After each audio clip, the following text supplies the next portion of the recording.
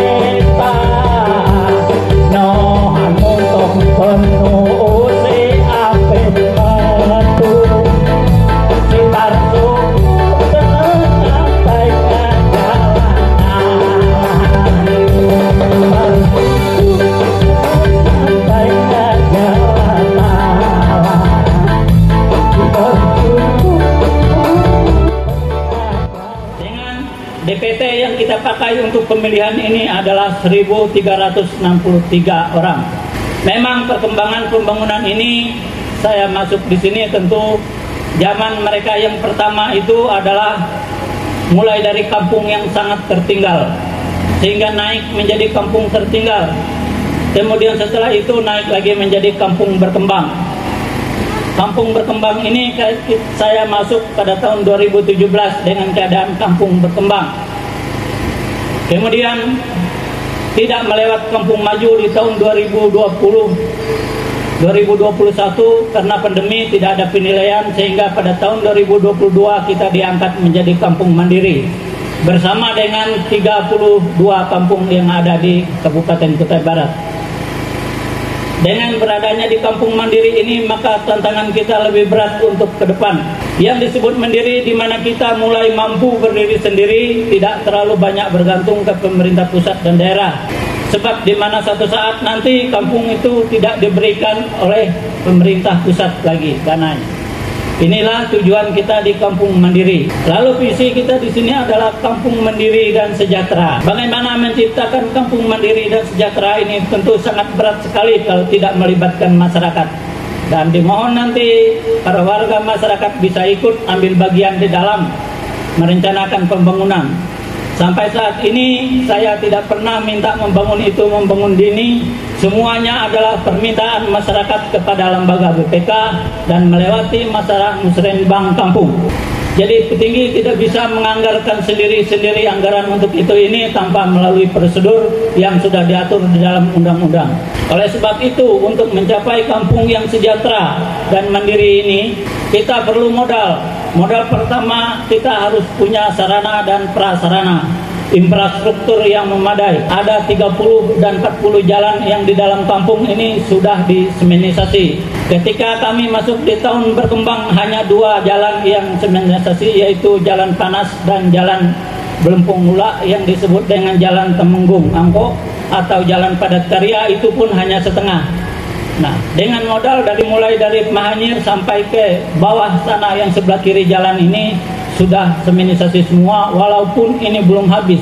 Maka tugas dan tanggung jawab ke depan ini akan dilanjutkan sebagaimana tujuan kita untuk memudahkan mencapai kampung yang mandiri dan sejahtera. Untuk mencapai kampung yang mandiri sejahtera, kita juga harus masyarakat di Kampung Nyanasa yang adalah 1.800 orang ini nanti kita didik supaya memiliki karakter dan sifat serta sumber daya manusia yang memadai untuk mencapai sesuatu hal yang kita inginkan, di mana kita akan memproduksi baik barang maupun jasa. Tidak hanya itu, kita juga akan membuka pasar. Tentu nanti diperlukan juga adalah modal-modal usaha. Kita sudah ada BUMKA, bisa dilibatkan. Sampai saat ini lebih daripada 100 orang sudah mendapat bantuan KUR. Semua mereka mengatakan mereka itu adalah berhasil. Oleh sebab itu, ke depan untuk membangun ekonomi, kita lebih banyak memanfaatkan dana yang ada dari pemerintah. Di samping itu swadaya.